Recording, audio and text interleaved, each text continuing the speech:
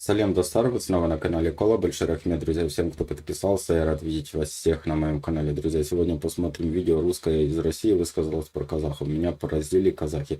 Давайте посмотрим, увидим, что здесь расскажут, покажут, друзья, перед просмотром. Не забываем подписываться, проставлять лайки, прижимать колокольчик. Видео выходит каждый день, и видео выходит все по вашим заказам. Смотрим, друзья. Всем привет! Учу казахский, переехавшая в Алматы россиянка, о прелестях жизни в Казахстане. Перед началом видео, пожалуйста, не забудьте поставить лайк и написать комментарии для продвижения видео. Она назвала несколько причин, почему она рада своему пребыванию здесь. В сети набирают популярность видео российского блогера Татьяны Инюшиной об Алматы. Журналисты связались с девушкой, чтобы узнать подробнее о ее впечатлениях от проживания в казахстанском мегаполисе. Как оказалось, Татьяна вместе с супругом проживают в Алматы вот уже полгода. За это время они по-настоящему влюбились в город и его жителей. Девушка даже подготовила видео об Алматы и назвала несколько причин, почему она рада своему пребыванию здесь. Ролик опубликован в TikTok. Я прожила вот уже полгода в Алматы, и вот топ вещей, которые мне нравятся здесь больше всего. Первое – это, конечно же, неимоверно красивая природа. Всего 20 минут от города, и посмотрите, где вы оказываетесь, делится девушка впечатлениями на видео. По словам Татьяны, она долгое время прожила в Санкт-Петербурге, так что ей есть с чем сравнить. Солнце для человека из Питера, поверьте, значит очень много. Следующее – это, конечно же, люди. Здесь все они очень приветливые. Всегда угостят, помогут, заплатят за тебя в ресторане, добавляет она.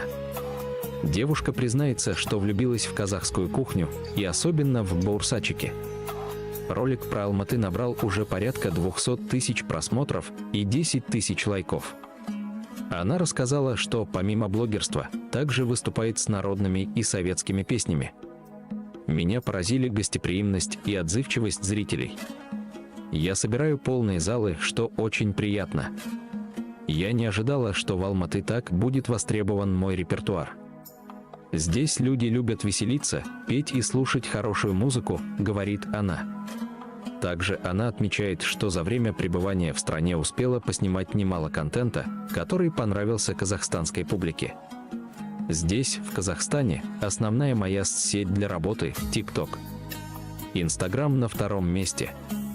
Рада, что за время пребывания в Казахстане набрала уже порядка 350 тысяч подписчиков. Я исполняю песни на казахском языке, показываю местную природу.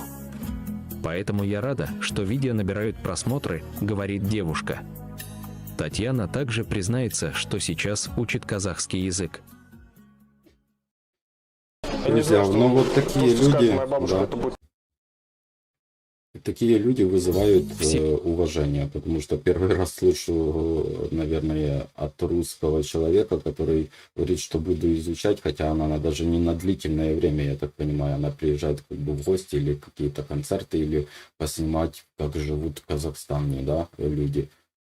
И человек уже хочет, потому что, я думаю, даже если люди вот с Казахстана, ну, ты же человека тоже не обманешь. Если он видит, что ты с душой тепло отзываешься о их народе, как-то хочешь узнать больше, потому что не все так просто, как мы думали раньше, и как нас учили, что степи, поля и юрта, все, больше ничего. А Казахстан очень хорошая страна и очень развинутая страна, сколько певцов, сколько музыкантов, национальный инструмент домбра, это вообще восхищает человека, когда просто слушаешь и видишь этот инструмент. В первое время я, когда увидел этот инструмент, я сначала вообще не мог понять, как на двух струнах. Я думал, там хотя бы 3 струны.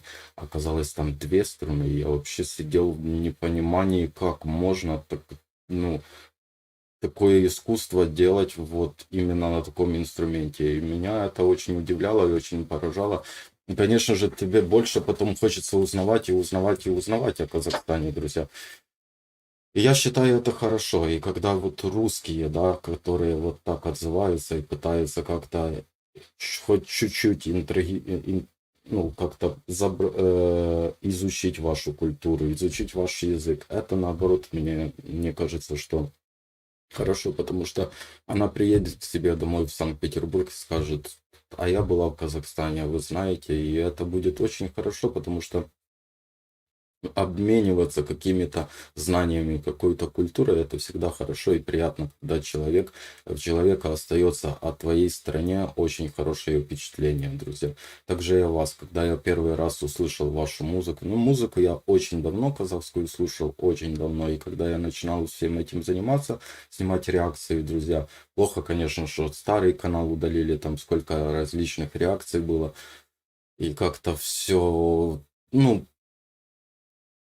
грустно вспоминать, что удалили. Но ничего страшного, друзья. Будем развивать этот канал.